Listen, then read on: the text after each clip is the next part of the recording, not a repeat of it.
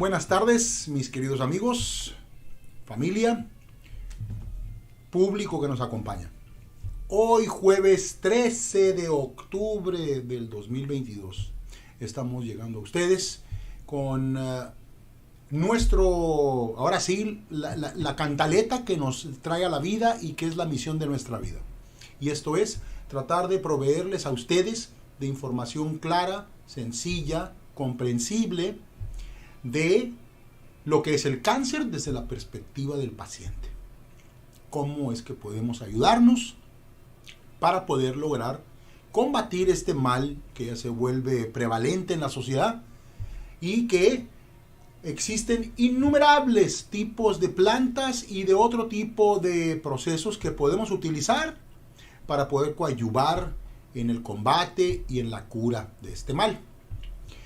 El día de hoy voy en preparación y en conocimiento, como todos ustedes saben, de que el día de hoy es el día en que han dado de alta a mi hija Priscila Rocha Smith de su trasplante, y siendo coincidente que es el mismo día de su cumpleaños, de su onomástico. Entonces, es un excelente regalo que le han dado a mi hija en ese sentido.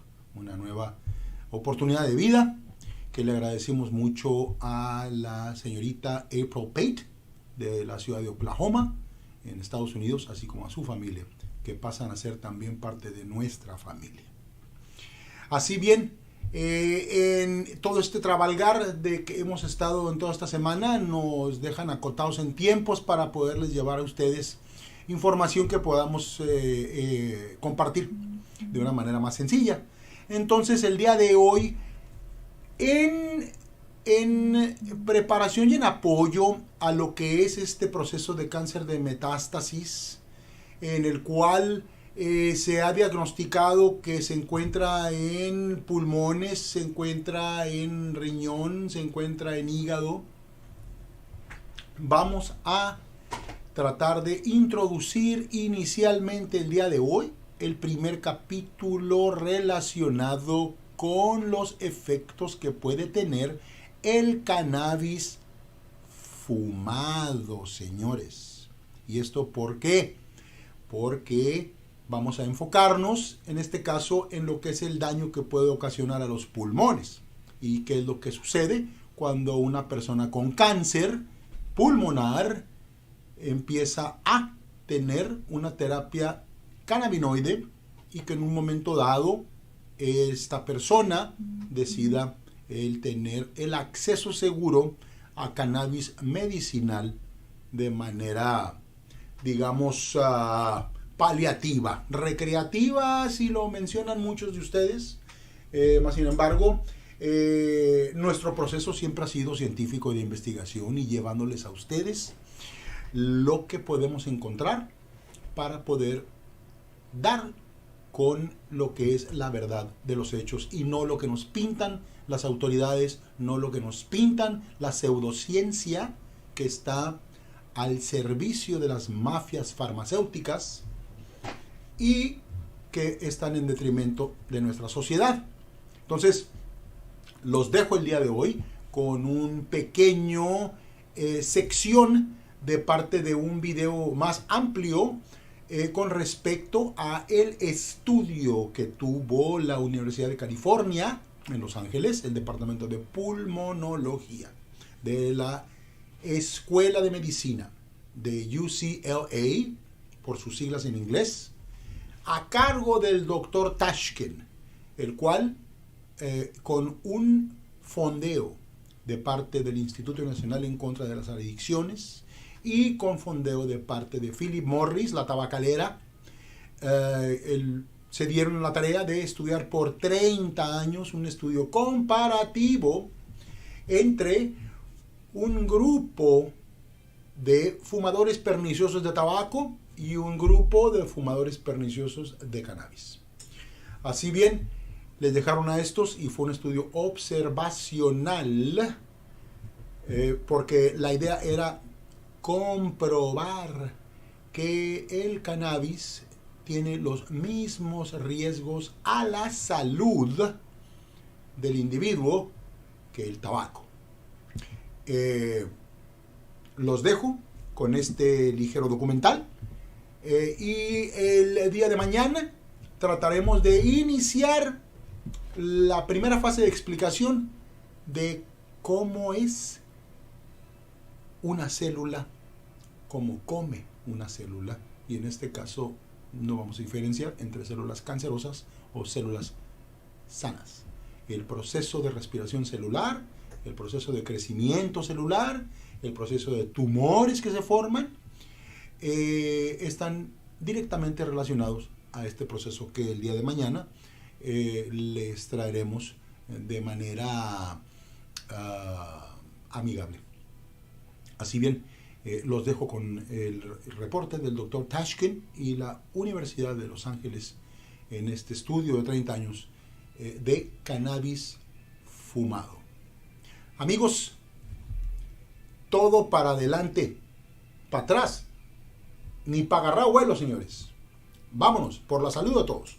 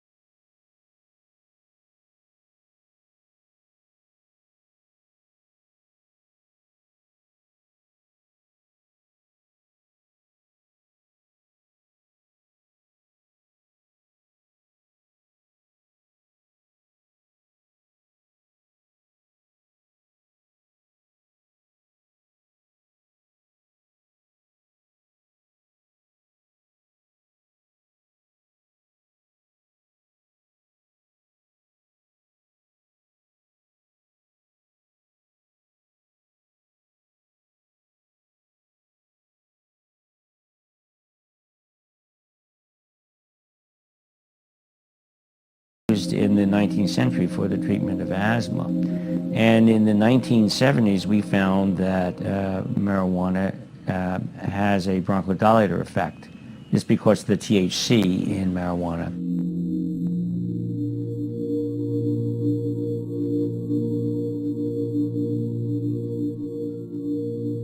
First of all, let's compare and contrast marijuana with the other, even more widely smoked substance in our society, tobacco. The tobacco was used more widely than any other smoked substance, and marijuana is second only to tobacco. Lucy, Yes, dear. give me a cigarette, will you, hon? Don't say cigarettes, say Philip Morris. Oh? Is there any other kind? Not for you, there isn't. Nothing but the best for Mr. Ricardo.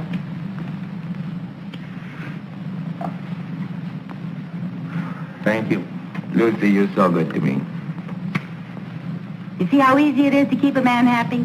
Why not give your husband a carton of Philip Morris cigarettes? Smart move. He'll love them for their mildness, their smoothness, and their wonderful good taste. And he'll love you, too, for thinking of him. That's right. Good night, everybody. And don't forget, call for Philip Morris. Call for Philip. We know that if you analyze the contents of tobacco and marijuana, they're quite similar. The major difference is that tobacco contains nicotine, not found in marijuana, and marijuana contains THC and about 60 other THC-like substances called cannabinoids, not found in tobacco. But there are a lot of other particulates that are shared in common, and these include carcinogens, such as benzpyrene, the most potent of the carcinogens and considered to be responsible for a large percentage of human cancers. Benzpyrene is found in 50% higher concentration in marijuana smoke than in the smoke from a comparable quantity of tobacco. And this has been shown by 3 separate groups of chemical investigators. So the expectation is that if you smoke marijuana enough and on a regular basis, that you would incur similar risks to smoking tobacco. So what are the major health risks for tobacco? Emphysema, which I prefer to call chronic obstructive pulmonary disease. It's the new term. consists of chronic bronchitis and emphysema. But you could have significant impairment in lung function without emphysema. It could just be due to airways disease, what we call small airways disease. But because we can't separate out the two components of COPD, emphysema, and the airways component, we lumped them together. So that's COPD. So now COPD is the fourth leading cause of death in the US and in the world, and will become the third leading cause in 2020. So it's a very important disease. About 120,000 Americans die each year from COPD.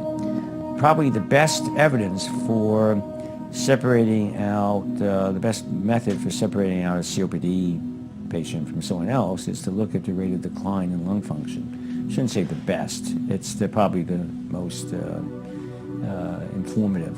But it's more difficult to do because you have to make measurements every year for a number of years. And so you get a slope of the rate of loss of lung function over time. We did that. We actually measured lung function every year in our marijuana smokers up to 8 years. And we found that the slope of the decline in lung function was almost identical in the marijuana-only smokers compared to the non-smokers, where it was accelerated in the tobacco smokers. So just one other piece of evidence that marijuana is not a risk factor for the development of COPD. I think I'm convinced of that. And the other major health consequence, pulmonary health consequence of tobacco, is lung cancer. Cancer is the second most common cause of death in the U.S., and lung cancer is the most common form of cancer.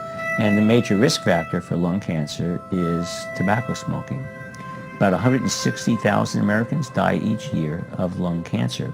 So the question that came to my mind and that of my colleagues was whether or not there was any evidence that marijuana would at least qualitatively share some of these health risks with those of tobacco. And that was the rationale for initiating our studies back in the 1980s. What is the evidence that marijuana smoking, habitual marijuana smoking, can lead to lung cancer? With respect to the development of lung cancer, we found no evidence of any increased risk of lung cancer occurrence in association with marijuana smoking alone. The marijuana smokers, if anything, had a reduced risk for developing lung cancer. Not a significantly reduced risk, but reduced less than one-fold, so that means reduced. Whereas the tobacco smokers had a markedly increased risk. If those who smoked more than 2 packs a day had a 20-fold increase in the risk. That's 2,000%. Those who smoked from 1 to 2 packs a day had an 8-fold risk. It's 800%. So that contrasts with no risk, no increased risk, or a slightly reduced risk with the marijuana smokers. THC actually has an anti-tumoral effect. And these are studies that were done both in experimental animals and in cell culture systems, and for different kinds of cancer. For lung cancer, breast cancer, thyroid cancer, prostate cancer, gliomas, brain cancer, that the development and growth, well, the growth actually of the tumor is suppressed by THC, and metastases are also suppressed. So how can that be? Well, THC impairs protein synthesis, and it's what we call anti-mitogenic or anti-proliferative. You need, so tumor cells don't as readily proliferate in the present.